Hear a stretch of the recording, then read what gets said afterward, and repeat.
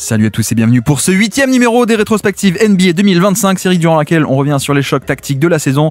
On y va de manière chronologique et donc nous sommes début novembre. Le choc entre les deux équipes en forme de ce début de saison.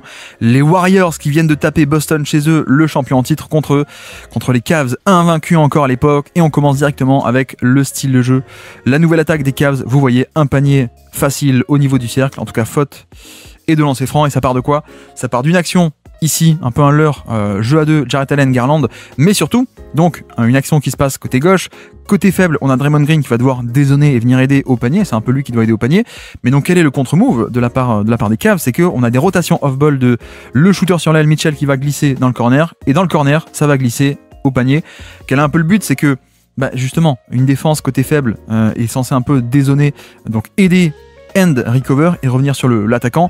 Sauf que si l'attaquant, en l'occurrence, il bouge, ça perturbe et ça complique les choses. On peut pas juste dézoner et revenir si facilement si le mec sur qui tu es censé revenir n'est plus là où il était censé aller. Donc ce mouvement, c'est aussi un peu la base de l'attaque de Memphis, la circle offense. C'est un peu ceci que Memphis a mis en place.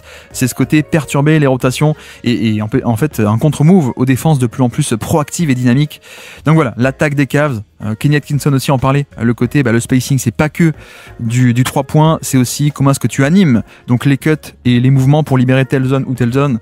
Bref, donc l'attaque des Cavs, vous la connaissez, et puis là on passe de l'autre côté, hop, ici même, système, le post-up split, donc la balle en post-up, mais pas pour scorer, juste pour avoir un passeur qui a la balle en bas, et un split en haut, donc une action en tête de raquette, voilà, et on voit aussi la défense des Cavs qui va un peu switcher partout, Mobley et Jarrett Allen, ça switch, aucun décalage concédé, voilà, en plus Mitchell sous le panier qui dézone totalement face à Gary Payton, le second, le fils, et bon, pour le coup, Wiggins met le tir, on est sur un switch parfait, tir pull-up à 3 points contesté, on peut pas faire grand chose de plus, pour le coup, on est vraiment sur une très très bonne action, en plus ce tir à 2 points, je crois qu'il a mordu sur la ligne, donc voici, et puis on enchaîne de l'autre côté, pick and roll, extra pass, et cette fois-ci le catch and shoot est loupé, donc c'est vrai que c'est ce qui manque un peu, mine de rien. Les cuts c'est cool, mais on aimerait bien un petit catch and shoot en plus chez Mobley. Donc le jeu à 2, les Warriors à 2 sur Garland qui libère magnifiquement, extra pass en sortie du pick and roll, ce qu'on appelle le short roll. Vous voyez que Jarrett Allen ne va pas rouler roll jusqu'au panier, il roule un short, un tout petit roll, on va dire, hop, proche de l'action, et puis ensuite on fait l'action, extra pass, bonne lecture, et cette fois-ci, voilà, Draymond Green a eu raison, Draymond Green vient aider au panier, il dézone, et puis ensuite il revient sur le shooter, mais on a réussi à forcer la balle à l'extérieur, c'est parfait, on récupère le rebond, donc voici pour la défense des Warriors, et puis de l'autre côté, bon mouvement de balle, mais là aussi, le spacing qui est un peu la problématique, surtout quand il y a à la fois Draymond et Jackson Davis et Gary Payton ensemble sur le terrain. Côté Cavs, vous voyez que c'est pas un switch all sur toutes les possessions ou tous les joueurs. On a aussi cet aspect où voilà, Curry, on le prend à 2 en sortie du pick and roll, un peu un edge de la part de Jarrett Allen. On essaie de le contenir à 2 parce que c'est un peu lui le plus dangereux forcément. Mais par contre, 2 sur le ballon, regardez à quel point c'est compensé par des aides en deuxième rideau très proactives et ils sont déjà dans la raquette. Et même quand la balle, hop, vient côté faible sur 2 non-shooter, Okoro qui ne se presse pas, un soft close-out pour laisser shooter Draymond, c'est exactement ce qu'on veut, donc c'est bien exécuté. Donc là, il y a aussi ce truc où le travail offensif de Golden State va être un peu perturbé par le fait qu'il y a un créateur d'élite, d'accord, mais ça manque un peu de spacing autour pour animer tout ça. Et puis là, juste, c'est pas tactique. Quoique, il y a le côté attaqué très tôt dans la possession, un peu en espèce de semi-transition, et puis juste un step back à 3 points de Garland qui, voilà, ça fait quand même du bien de retrouver un très bon Garland en 2025 plutôt que son année 24 où il avait été moins bon. C'est pas très tactique, mais ça marche. Et puis là, nouveau pull-up à 3 points, cette fois à Mitchell. Et boum, ça marche également. Et là, on peut se dire, regardez, je fais pause, on se dit, tiens, c'est Jackson Davis qui est du mauvais côté du pick and roll. Donc forcément, quand Mitchell prend l'écran, il n'y a personne devant lui, donc il y a l'espace du pull-up, c'est parfait. Sauf que non, je pense que l'erreur ne vient pas de Jackson Davis ici. Les Warriors ont un peu un schéma qui vise à empêcher les pénétrations à l'intérieur, voilà, les pénétrations plein centre.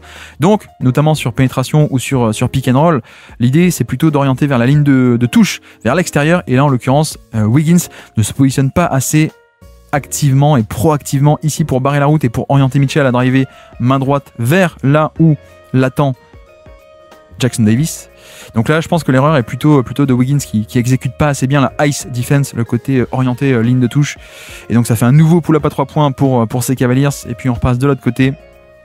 la balle au post-up, voilà, post-up split encore une fois, la balle au post-up, et un split, une action ici, tête de raquette, on reste accroché, excellente défense de Garland qui reste accroché à travers l'écran, conteste le tir au final, magnifique, bon après il y a quand même un rebond offensif pour les Warriors, mais voici, et puis les Cavs qui commencent à s'échapper déjà, 17-2, enfin après ce panier, voilà, 17-2 sur ce début de match, donc l'attaque de Golden State un peu en panne au niveau shotmaking, vous l'avez vu, et là c'est intéressant pour plusieurs aspects, puisque premier aspect, c'est le fait que Okoro est un screener, est un poseur d'écran. C'est intéressant parce que Okoro n'est pas un bon shooter. Donc forcément, quand tu poses l'écran et que tu vas rouler au panier, tu ne fais pas partie du spacing. Donc le manque de shoot est un peu gommé par le fait qu'on l'utilise en poseur d'écran, premièrement. En plus, il y a aussi la technique de pose d'écran qui est très bonne. Regardez, il pose l'écran sur Curry et il va relâcher à l'intérieur après. Il va bien ouvrir les hanches et pour se positionner, hop, devant Curry et pas relâcher. Voilà, il relâche de ce côté et pas pose l'écran et puis ensuite je vais de l'autre côté en pick and pop ou à 3 points. Non, je crée un contact. Les Warriors switch, mais sauf que je prends la position et en fait, t'as beau switcher, grosso modo, il a quand même il y a personne devant lui, quoi. Il a la position préférentielle, donc il peut rouler au panier. Magnifique passe de Garland et puis ensuite Jackson Davis au panier, mais le connecteur Okoro, superbe passe, ça fait aussi partie de son arsenal, ce côté passing en mouvement pour Okoro. Donc beaucoup de choses à aimer sur cette action. Côté Warriors, on l'a dit, un switch un peu automatique, mais l'action sert également à cibler. Buddy Hield, c'est aussi l'intérêt d'avoir un poseur d'écran Okoro, c'est que ça implique Buddy Hield dans l'action, donc c'est parfait. Et puis dernier point tactique, vous avez vu Mobley qui n'est pas un shooter, qui tout de même est positionné sur l'aile. Pourquoi ? Eh bien parce que ça permet au moins d'éloigner au maximum du panier Draymond Green. Draymond qui défend Mobley, il est quand même un peu obligé d'être sur son attaquant au moins un tout petit peu, et donc quand ça plonge au panier et qu'il doit venir aider, il vient depuis beaucoup plus loin et donc il arrive en retard, presque il fait l'action en plus à la fin, c'est quand même un peu, voilà, c'est Draymond, mais voilà, ce côté stratégique et positionnement intelligent de tel ou tel joueur pour éloigner du panier le protecteur de cercle adverse, c'est l'idée. Et puis là, de nouveau la balle en post-up, on va tenter un autre split entre Jackson Davis en post-up, action en tête de raquette pour Buddy Hield. Que fait Okoro qui est sur Draymond? Je step up, je monte pour empêcher un 3 points facile de Buddy Hield, puisque lui, il a la menace du tir en sortie d'écran. Donc Draymond va rouler au panier un peu libre. Jarrett Allen va step up, il va venir, et Okoro, excellente rotation qui n'abandonne pas après être sorti une première fois sur Buddy Hield. Je reviens aussi dans l'action sur Jackson Davis, interception, et voilà. Magnifique action défensive de la part de Okoro qui vient totalement sauver cette possession. Et on voit bien l'aspect de polyvalence défensive de ces Cavaliers. Et puis là, enfin un petit panier facile, ça fait du bien. Remise en jeu sur la ligne de touche. Voilà, rien de complexe, juste on utilise Stephen Curry, sans doute le meilleur poseur d'écran de NBA, non pas parce qu'il est grand et gros, mais parce qu'il a une menace qui est assez extraordinaire au niveau du shoot, donc personne ne veut d'ailleurs, regardez, Garland ne veut pas l'abandonner, Garland ne s'occupe pas du tout du mec qui sort de l'écran, Wiggins. Donc voilà, juste petit système sympa pour des points faciles, ça fait du bien. Et puis milieu de premier quart-temps, 25-10 pour les Cavs, déjà rentrée du banc sur le terrain, et vous voyez que on est sur une défense très dynamique, côté Warriors qui va beaucoup switcher. Donc Kuminga en premier rideau sur le vert, le voici. Buddy Hield qui est sur Sam Merrill ici même, ça va switcher. Podziemski aussi, très bon travail. Voilà, qui va récupérer une nouvelle fois Garland, c'est parfait. Est-ce que Garland va réussir à faire de la magie? Mesdames et messieurs, il reste 3 secondes à l'horloge. Garland, crossover magnifique, le tir, et en fait non, la petite passe pour le tank qui était sous le panier et qui prend le tir à la dernière seconde de la possession. Voilà, ça fait quand même du bien, je me répète, mais d'avoir un Garland de très très haut niveau, et là on voit ce côté passing, et en fait ce que j'adore chez lui, c'est l'adaptabilité extrême et en mouvement, et qui lui permet de faire des lectures même au tout dernier moment et de faire des passes magnifiques, comme on le voit ici. Et puis là, Mobley 1 contre 1, le flotteur, qui est aussi une des évolutions des Cavs 2025, c'est-à-dire ce scoring un peu plus frontal, un peu plus direct de la part de Mobley, qui voilà, on va attaquer dans l'espace, Kevin Looney, crossover, on va au panier, plein d'espace, on me donne plein d'espace pour l'isolation, pas d'aide qui vient me gêner, donc je peux aller mettre le flotteur. Et c'est vrai que c'est de la création qu'on attendait un peu de la part de Mobley, qui est enfin venu en 2025, donc ça fait du bien. Et puis le retour de Mitchell sur le terrain, jeu de main à main, voilà. D'ailleurs Melton est sur le terrain, vous le voyez, Anthony Melton qui n'est pas encore blessé, on est début novembre. On blitz, on se met agressivement 2 contre 1 sur Mitchell, qui essaie de s'en sortir, qui arrive à s'en sortir ou pas. Non, la défense des Warriors qui s'en sort avec une paire de balles. Voilà, c'est vraiment on l'a vu beaucoup contre Boston, cet aspect contre un passeur comme Tatum qui est un bon passeur mais pas un passeur d'élite. Ou là, un passeur qui n'est pas non plus élite et qui en plus est petit, Mitchell. Les Warriors aiment bien faire des edges et en l'occurrence, pourquoi est-ce qu'on peut se permettre de faire un 2 contre 1 ici assez agressif? Parce que derrière, c'est bien protégé. Je sais pas si vous voyez, mais regardez le quadrillage du terrain ici avec 3 mecs qui sont prêts à aider, soit sur le pick and pop, soit sur le pick and roll ici même. Donc Mitchell enfermé. Et les Warriors, la défense des Warriors qui fait parler la poudre. Voilà, faute en plus de Mitchell. Et puis on avance 33-17. Déjà un gros écart pour les Cavs sur ce premier quart-temps. Et ça va aller en s'empirant puisque pick and roll inversé. Donc le grand à la balle et le petit pose l'écran. Inversé par rapport à d'habitude, au standard habituel.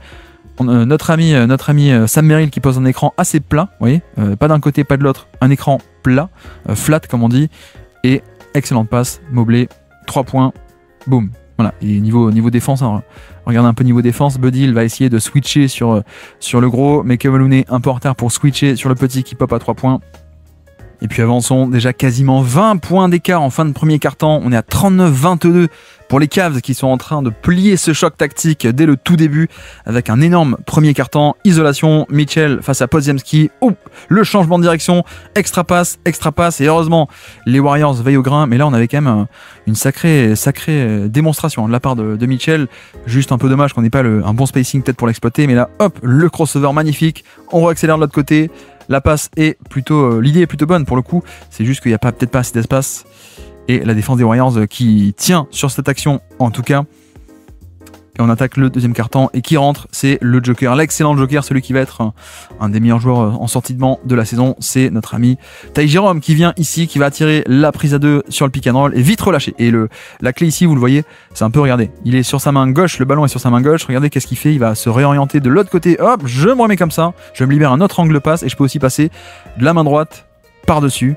Et c'est un peu, je trouve que c'est un peu l'avantage chez lui. Si on le regarde jouer et qu'on oublie un peu quand on le regarde pas, quand il shoot, en fait on ne sait pas s'il est main droite ou main gauche. Ce qui est quand même une énorme force chez lui, chez Ty Jerome. L'aspect de un peu ambidextre, hein, le côté, voilà. Il y a des passeurs qui seraient quand même plus à l'aise de hop enchaîner main gauche parce que c'est que leur main gauche. Ils pourraient pas switcher comme ça et passer main droite en plus par-dessus une pression qui est assez énorme. Et puis une fois que tu attires 2 sur le ballon et que tu arrives à libérer proprement, ben là on a un surnombre pour les Cavs qui est facilement géré. Extra passe, Okoro dans le corner, cette fois il le met. C'est magnifique, un 3 points de plus pour les Cavs. De nouveau Ty Jerome à la baguette, défendu par Moses Moody qui est sur le terrain. On fait venir un pick and roll, le voici. De nouveau blitz et de nouveau ça libère la balle. Et Mobley qui va jusqu'au panier prendre la faute. Voilà, là c'est quand même assez classique. Et de nouveau, regardez à quel point est-ce que Ty Jerome arrive à libérer la balle malgré cette pression très agressive. Hop, par-dessus. Et ensuite c'est facile, encore une fois. Hein. Vous voyez en plus, au moment où le pick and roll est fait, on a aussi Mitchell qui vient s'écarter. Et donc il y a littéralement vraiment personne dans la raquette au moment où ça roule au panier. Kuminga essaie de venir mais pas à temps. Le cut dans le dos, en plus, vous voyez que Kuminga doit un peu gérer les deux. Il y a le cut de Dean Wade qui va l'attaquer ici. Il y a le ballon qui l'attaque plein centre. Il sait pas quoi faire, Kuminga. Faute à la fin, lancer franc. Et tout ça part de Ty Jerome et son pick and roll. De nouveau, on enchaîne. Regardez, cette fois, il va main droite et kick out avec la main droite. Ce côté ambidex, pour moi, est mon côté préféré chez lui. De gestion du ballon, gestion des passes, gestion des drives. Il peut aller de n'importe quel côté. Ça fait un peu partie de son attirail. Là c'est parfait, on l'a pas enfermé, donc petite erreur d'ailleurs de Jackson Davis. Est-ce que c'était un play call, est-ce qu'on l'a changé, ou est-ce que c'est lui qui est pas monté assez haut, assez tôt, peut-être, je ne sais pas, mais cette fois-ci il est pas obligé de lâcher la balle. Hop, je peux pénétrer jusqu'en dans la raquette, et puis extra passe, encore un corner à 3 points de Okoro qui n'est pas un top shooter, mais bon, déjà il s'est un peu amélioré depuis 2-3 ans, mais en plus sur les corners à 3 points c'est plus proche, et en plus quand c'est grand ouvert comme ça il peut quand même les mettre. Et puis là une zoom action pour Moses Moody qui s'arrête, fin de tir, 3 points. Et ça fait du bien, ça fait un peu du bien cette action. Donc zoom, action, un écran, un dribble hand-off pour Moody qui va remonter.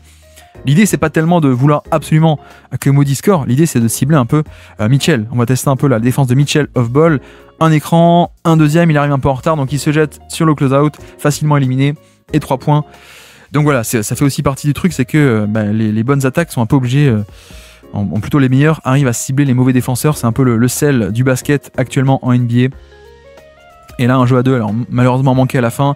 Curry est de retour sur le terrain et on va enchaîner avec une flex action. Alors j'ai coupé un peu tôt, pardon. Flex action, donc c'est Curry qui pose un écran ici, un cross screen, un écran perpendiculaire, hop, pour Moses Moody, avant lui-même le screener, donc Stephen Curry, de recevoir un écran vers le haut. Voilà, flex action assez classique. Sur le flex et sur le pin down, sur le deuxième écran pour remonter, hop, on a Jarrett Allen qui va monter, bien sûr, parce que menace de pull-up, donc 2 sur le ballon, 2 qui vont monter à 3 points, donc petite pocket pass facile vers Draymond qui glisse au panier, rotation de Okoro au panier, c'est super, mais on voit bien le 1 contre 2 ici, donc Draymond, gestion parfaite, petite passe, le layup, malheureusement manqué parce que je crois qu'il y a une bonne rotation de Dean White qui vient par derrière, un peu altérer le tir par derrière, voire même le contrer, ouais c'est ça, il le contre.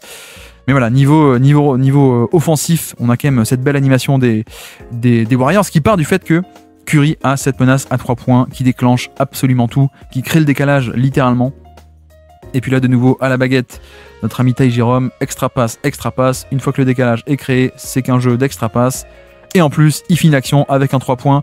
Hop, donc regardez, donc écran pour partir vers la gauche, d'aller vers la droite, d'aller vers la droite. Et finalement non, je pars vers la gauche. Draymond Green va être obligé de monter parce que il fait aussi de faire un pull-up. Donc Draymond, hop, je monte. Finalement non, je libère la passe plutôt que prendre le pull-up.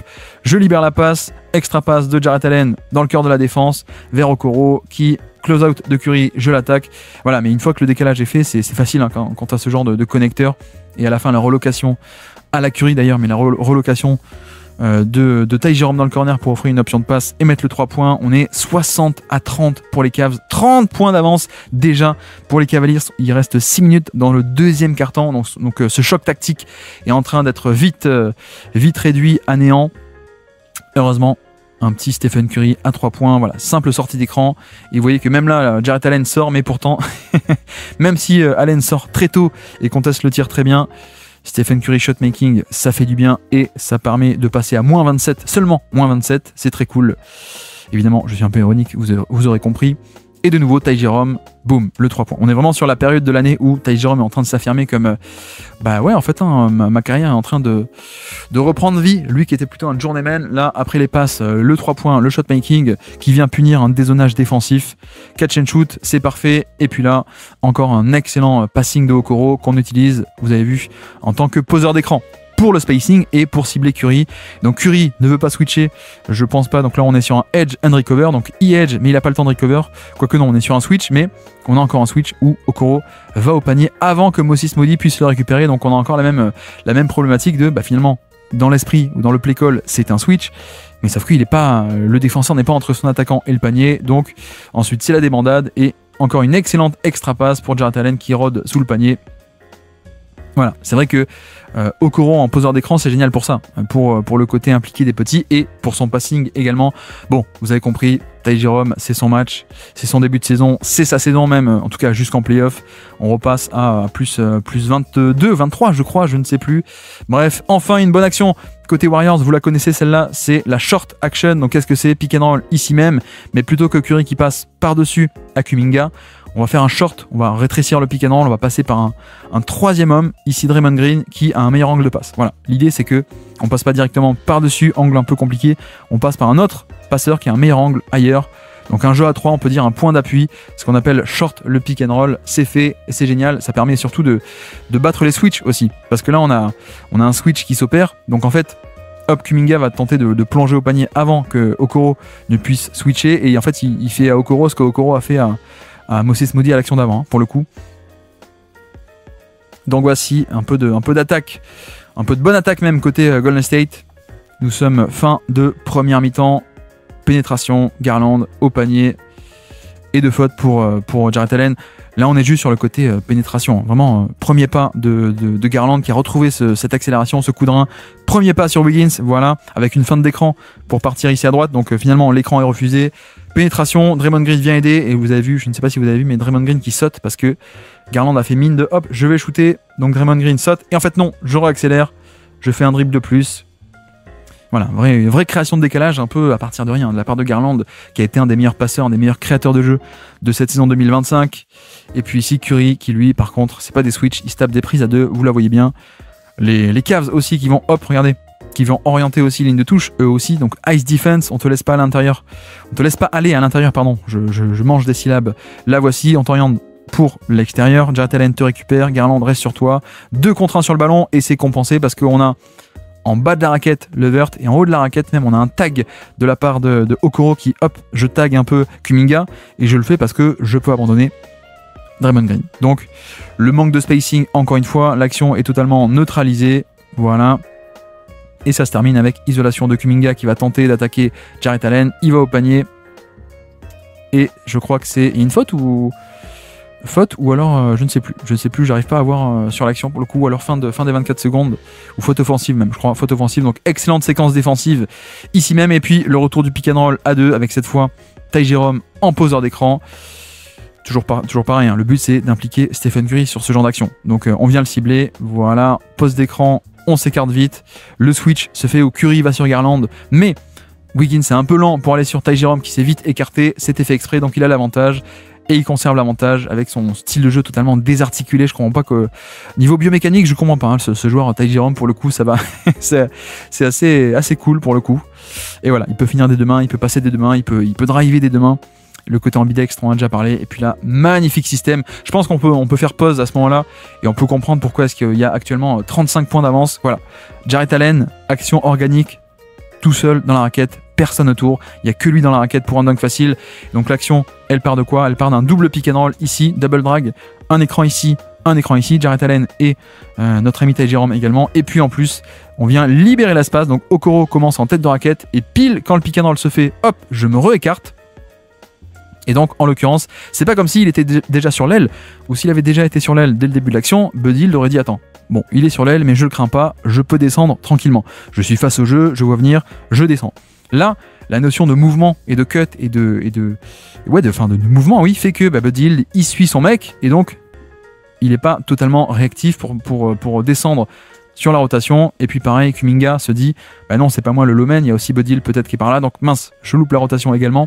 Bref, c'est très subtil, mais c'est réellement le sel de cette attaque de Cleveland. Hein. Ce côté mouvement, ce côté libérer un espace, ce côté un peu de mouvement plutôt que juste rester dans le périmètre, etc., etc. Et en plus, il y a le rebond offensif chez les Cavs ici. On capte 2-3 rebonds offensifs et on va scorer. Voilà, là encore, hein, le même double pick and roll. Vous le voyez que cette fois-ci, ce que fait Wiggins, il va orienter, hop, non, je t'empêche de prendre l'écran pour aller au milieu. Voilà, je t'oriente main droite et surtout extérieure. Voilà, ensuite il est récupéré par Draymond Green ici. Vous avez vu d'ailleurs, hein, Draymond qui cette fois dit, vu l'action d'avant, il se retourne, il dit à Buddy Hield, attends, viens, dézone. viens en avance, viens aider à l'intérieur. Et comme ça, en effet, on a un espèce de 1 contre 1 ici. Donc les options faciles et directes sont couvertes.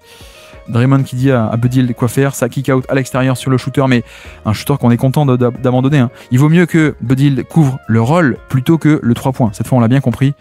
Draymond lui a fait comprendre. C'est juste qu'à la fin, il y a le rebond de Caris LeVert, de Jarrett Allen, hop, et le cut de Okoro pour passer à 78-38. Pas mal hein, comme avance, 78-38 en première mi-temps. Et puis là, on avance, relocation de Okoro, la balle qui tourne. Ty Jerome, main droite, qui rebalance, corner, extra passe, c'est magnifique.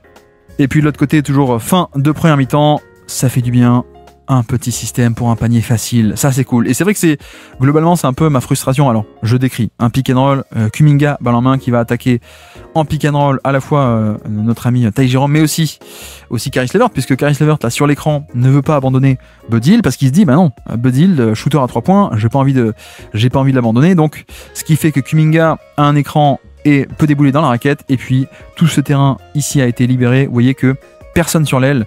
Et en effet, quand Jarrett Allen vient aider, la passe est facile. Un cut tout seul de la part de Looney qui peut couper dans le dos de la défense. Et bref, je disais, c'est un peu ce qui est dommage, c'est qu'on s'attendait un peu plus à voir ça, ce genre d'action pour Kuminga, mais ça ne s'est pas bien passé en 2025. Mais je regrette un peu cet aspect de slashing et de balle en main qui aurait pu faire du bien, je trouve, aux Warriors. Je ne sais pas comment ça va se résoudre. Je ne sais pas si la situation contractuelle est d'ailleurs terminée au moment où vous voyez cette vidéo, vous, au début du mois d'août. Bref. De l'autre côté, toujours première mi-temps, c'est un festival offensif. Ty Jerome qui crée le décalage ici même, voilà. Avec en plus une RAM action. Bon, le nom on s'en fiche, mais grosso modo, c'est faire un écran pour le poseur d'écran du pick and roll. Et donc, ce qui fait que Kevin Looney doit d'abord se battre et donc il est un peu en retard. Il est un peu en retard, même totalement en retard. Donc, Ty Jerome peut pénétrer jusque dans la raquette, voilà. Et une fois que c'est fait, bon c'est facile. Hein. Passe. Vous avez vu, hein, d'ailleurs. On a vu des passes main droite vers le côté droit. Cette fois, on voit des passes main gauche vers le côté gauche. Voilà. décalage créé, Garland en finition, c'est parfait. Donc voilà, les Cavs toujours 1 minute à jouer dans cette première mi-temps, 81-42, c'est une orgie offensive. Ty Jerome toujours, Ty Jerome main droite, Ty Jerome kick out vers le côté gauche, Caris LeVert qui attaque le close-out, 3 points de Garland qui le met pas, aïe aïe aïe, ça c'est un peu dommage. Et puis on attaque la deuxième mi-temps, on va pas traîner non plus, mais on fait quand même le troisième quart-temps. Voyons voir si les Warriors arrivent à trouver 2-3 ajustements intéressants, et là de suite on en voit. Je ne sais pas si vous l'avez vu, mais Stephen Curry est off-ball, il est en poseur d'écran, et donc sur l'action, on arrive à forcer pour une fois un switch. Voilà, c'était pas le cas quand Curry était lui-même porteur de balle, et donc ajustement à la mi-temps, on s'est dit on va tenter de créer plus de switch pour que Curry puisse les attaquer. Donc Curry poseur d'écran plutôt que en porteur de balle, ça force le 1 contre 1, le mismatch, et ensuite il faut l'attaquer. Curry a la balle, il y va, et le problème c'est le manque de spacing, hein, encore une fois, parce que là pour le coup on a créé le mismatch qu'on voulait, mais que se passe-t-il? Mitchell il abandonne totalement Draymond Green et il a pas peur. Donc on le laisse shooter. C'est un peu dommage parce que tout avait été plutôt bien fait, mais la raquette n'a pas été libérée. On est à 86-49 pour les Cavs, et puis le pick and roll entre les gros, le drive au panier de Mobley qui va mettre le petit flotteur. On fait comme si c'était... Enfin non, c'est un pick and roll à 2 écrans, ici même, sauf que Wiggins empêche de prendre l'écran, on oriente vers la ligne de touche, vers l'extérieur, comme d'habitude, on empêche d'aller à l'intérieur. Donc Mitchell, plutôt que prendre le pick and roll, il abandonne la balle, voilà, je te donne la balle, et ça devient un peu un de facto, là, un jeu à 2 entre les deux bigs, un peu d'espace, je reviens, je drive au panier, un petit tir facile à 2 mètres du panier, plus la faute en plus, donc c'est génial. Et puis là encore, Curry utilisé en sortie d'écran plutôt que balle en main, et c'est très cool parce que là on n'a pas de switch, mais on a quand même le mouvement fait que c'est plus dangereux. Garland est pris dans l'écran, Jarrett Allen est obligé de step up pour empêcher un pull-up potentiel, et donc ce mouvement en plus est combiné avec un cut ici de Draymond. J'ai coupé un peu tôt, mais le cut de Draymond qui va venir aussi aspirer la défense ou le défenseur qui pouvait traîner par là. Et donc vous voyez que Okoro est un peu aspiré par le cut. Hop, il se pose la question, il regarde son propre défenseur. Techniquement, c'est lui le low man qui doit aider au panier, mais sauf que il réagit un tout petit peu trop tard sur le roll, et en plus le roll est fait pour un poseur d'écran assez athlétique. Voilà, ça c'est le genre d'action des Warriors qu'on aime bien, les grands Warriors, leur motion offense, etc., etc. Et cette fois ça marche quand tu arrives à l'exécuter avec un très bon rythme. Et puis de nouveau, Curry, pick and roll, cette fois ça switch un peu plus facilement côté Cavs.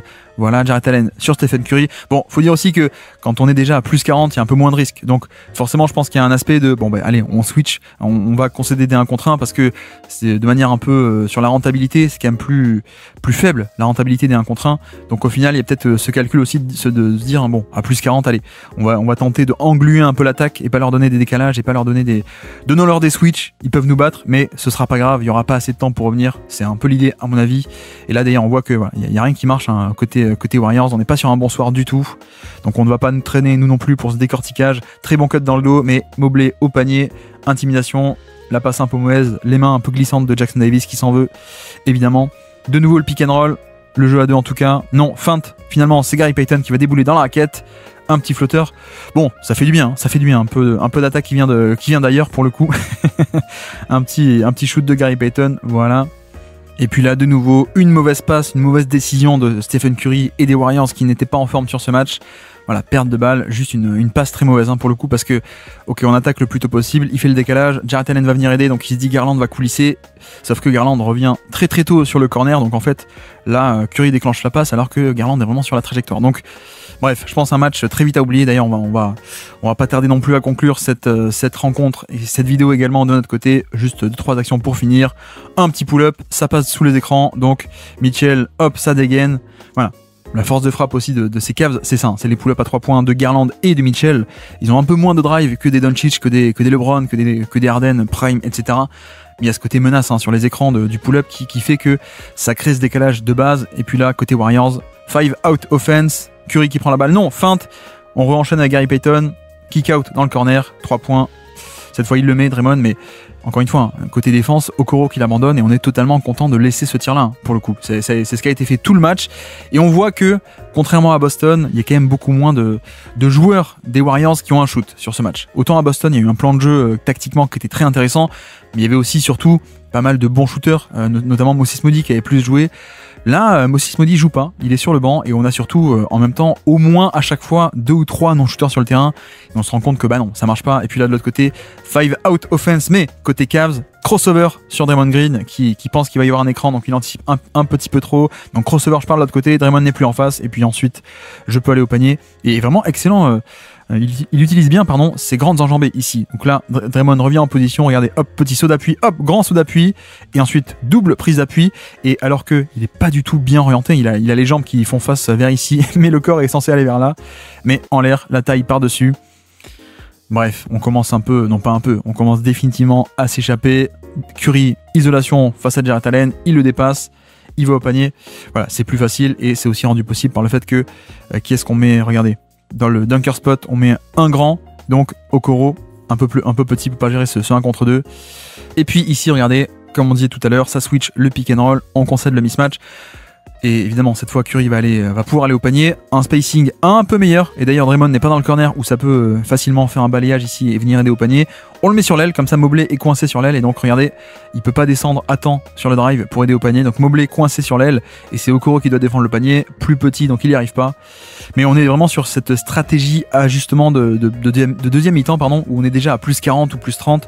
Et donc, on se dit, bon, allez, on switch. On va pas s'amuser à faire des 2 contre 1, à créer des décalages et à donner des espaces, de l'extra passe à cette attaque des Warriors. Et puis, de l'autre côté, Garland, hop, play call défensif.